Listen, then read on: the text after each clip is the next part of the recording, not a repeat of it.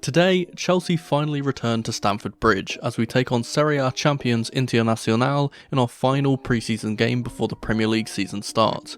Can we bounce back after that 2-1 loss to Real Madrid? Let's find out. Lads, lasses and the rest of the masses, welcome back to the lead-in. Let's go. Let's firstly set the scene. It's Chelsea versus Inter, a fixture that hasn't cropped up in quite some time and, well, has only really happened once in the past. Back in 2010, Inter beat us in both legs of the Champions League round of 16 to advance and eventually win the entire competition. So they have bragging rights over us in that regard, but that was an excellent Inter team with the likes of Maicon, Diego Milito, Zanetti, Cambiasso, Wesley Sneijder and of course ex-Blue Samuel Eto'o. The two teams now are vastly worse than they were back then, but our opponents are still incredibly strong with, in my opinion, one of the top 3 managers in world football right now. They've played 5 games in pre-season so far like we have, winning 3, drawing once just, and finally losing in their last fixture versus ex-Blue N'Golo Kante's Al Ittihad 2-0, with new signing Moussa Diaby scoring a brace.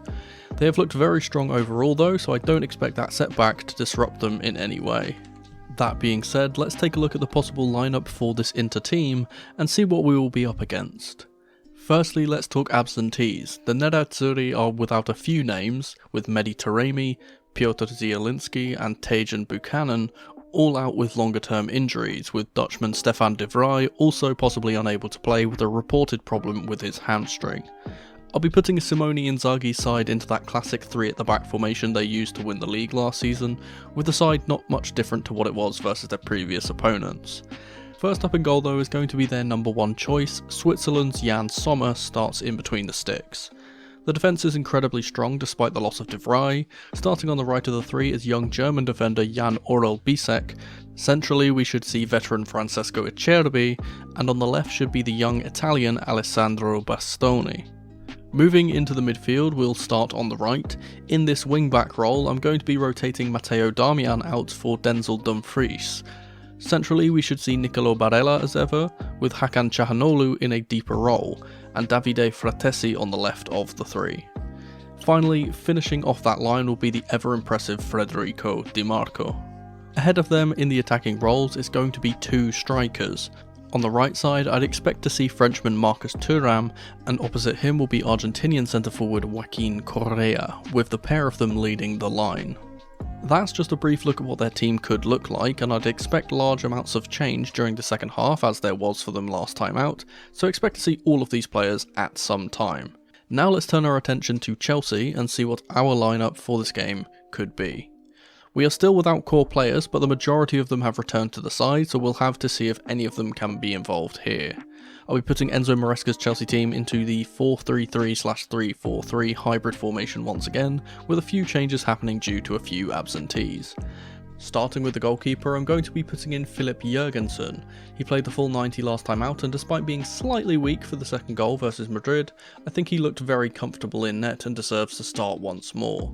For the back 4, this is going to change ever so slightly. Reece James has been feeling some minor discomfort in his hamstring, so I'd expect him to be rested ahead of the new season, so Malo Gusto will come in here at right back. The centre-back partnership should see Tosin return to the side, with Levi Colwill starting alongside him.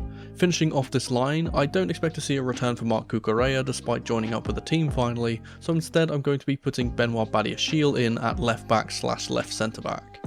Moving into the midfield, we'll start with a holding role. Romeo Lavia starts once again of course after he's been genuinely our best player in pre-season. Ahead of him, I would love to put in Cole Palmer, but like Cucurella, I think it's too soon for a start. Instead, Enzo Fernandez starts and captains the side after his assist last match. I'm going to be putting Kiernan Dewsbury-Hall in on the left, finally giving Christopher Nkunku a rest. Ahead of them in the attacking roles, let's start on the right. Noni Madueke will start once again after his goal against Madrid, with his position perhaps being a little less safe now that Palmer is back. On the opposite side, I'd expect Misha Mudryk to start, as Raheem Sterling has been linked with a move away recently, and with the incoming Pedro Neto from Wolves likely being our left winger next season and probably being revealed during the game on Sunday, one of them will have to make way sooner or later. Up top will once again be Mark Guiu, but I'd expect him to be substituted in the second half. He also may have a target on his back, as we have just signed Olympic gold medalist Samu Omarodion from Atletico Madrid, so let's hope that motivates him to do better here. Now, as I have been doing in these videos, let's touch on a few substitutes I'd like to see Enzo Maresca make in this game. Firstly, for the defence, I want to see more of Renato Vega, but with James out and Gusto playing a lot of football, perhaps Joshua Chempong gets a chance here too on that right side. Axel Disasi is now reported to be out until late August or early September supposedly, so no chance for him to play. As mentioned before, Cucurella could get a small amount of minutes, but it may come too soon for him. In the middle, we could see one of Carney Chukwuemeka or Leslie Ugochukwu come in, as has been a common theme in these games, but I think Moises Caicedo is well ahead of them in the pecking order. Christopher Nkunku was a guarantee to play some part, so will come on if he doesn't begin the match. As for attacking subs, Sterling will come on if he doesn't start like I've suggested, and Nicholas Jackson could finally be in line for some minutes here too. The main player I would love to see though is of course Cole Palmer, who may get a few minutes like Cucurella, but I highly doubt it. Apart from that, I think this is a solid team and should be enough to get a positive performance here, even though the opposition we face are a very tough team. So those are my lineups, and I'd love to hear from you guys too, so for today's comment question of the day, answer me this. What do you think of Chelsea's recent transfer business, and why? Let me know in the comments down below with QOTD at the start as always, and I'll heart my favourite answers.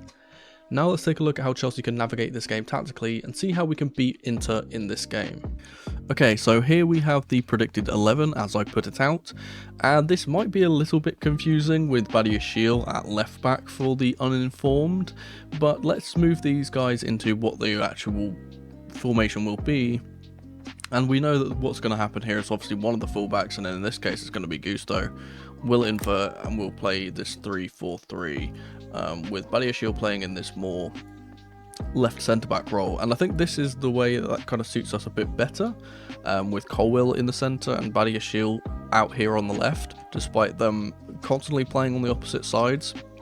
And playing the inverse of this, I don't think that suits them as well.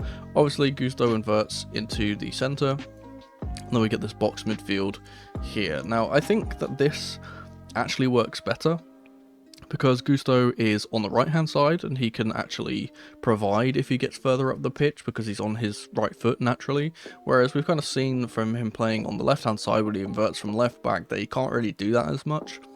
And this allows us to stay more balanced, not only offensively when we get off the pitch, but also defensively, because Gusto will drop into right back rather than dropping into left back. And we kind of saw from the Real Madrid game that he didn't really suit playing on that left hand side and was kind of caught out on multiple occasions and just kept losing his man at the back post and things like that. He's obviously not as good at defending this left hand side as he is on the right. Now, the only other thing I wanted to touch on in this system is that possibly we could see Enzo and Kiernan switch over. We did see this in a previous game where Enzo obviously can operate on this left hand side, but we weren't really sure whether Kiernan Dewsbury Hall could play on this right hand side and be playing inwards rather than playing for the overlap like we've kind of seen him doing, but we have seen this, so maybe this is a different option.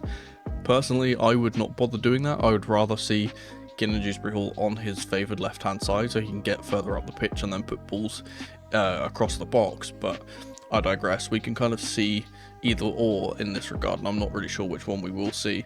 I think this is more common. I think this is probably the better option, but we could see it the other way around as well.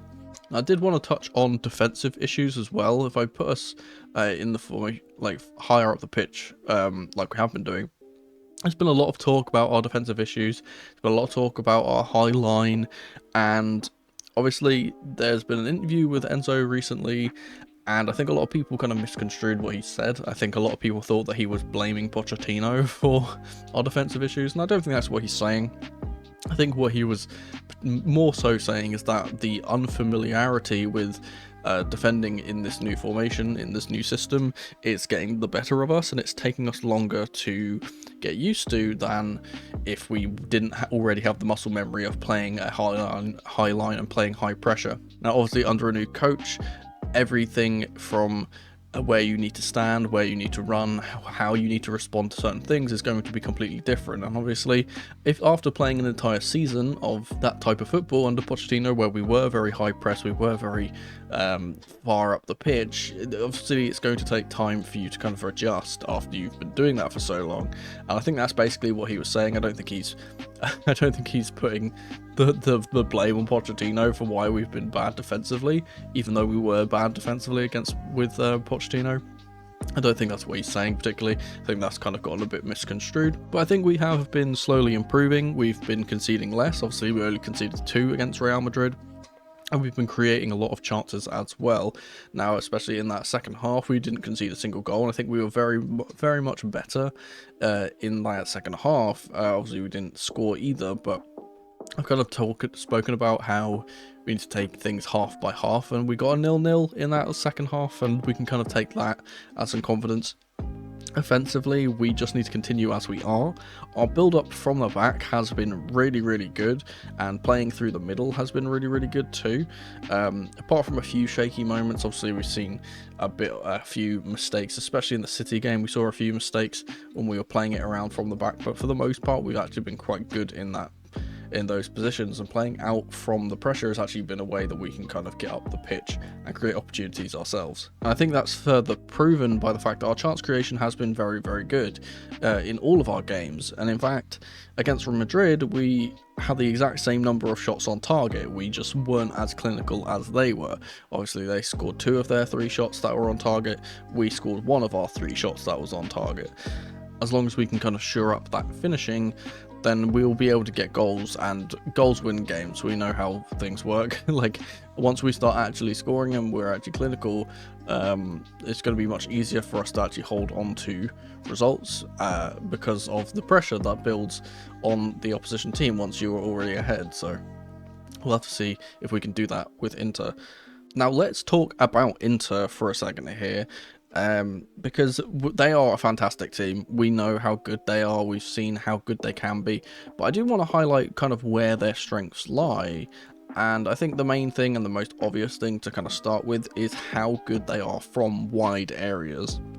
Now, whether that be from these really wide areas when they're going to be playing in swingers from the wide areas like this, or if it's from, for example, from the opposite way where we play an outswinger this way, they have got so much quality on the ball, and obviously they've got very good midfielders. But the main thing is obviously they really like to utilize their wing backs, and they are very offensive when they do this. Not only do they like to push their fullbacks nice and high, with Enzo, Dumfries and DiMarco getting really high up the pitch, almost just acting as wingers at times, but they also like to bring one of their centre-backs, whichever side they're attacking. Usually it's this left-hand side with Bastoni. They like to bring him really high up the pitch too when they are attacking, and obviously this can overwhelm teams and it puts loads of pressure on teams to defend, and obviously gives you that extra man to help you kind of fashion chances. And because of how wide they play and how quick they are on the counter-attack, one of the things which they're actually very surprisingly good at, despite them being a very good team in possession, is counter-attacking.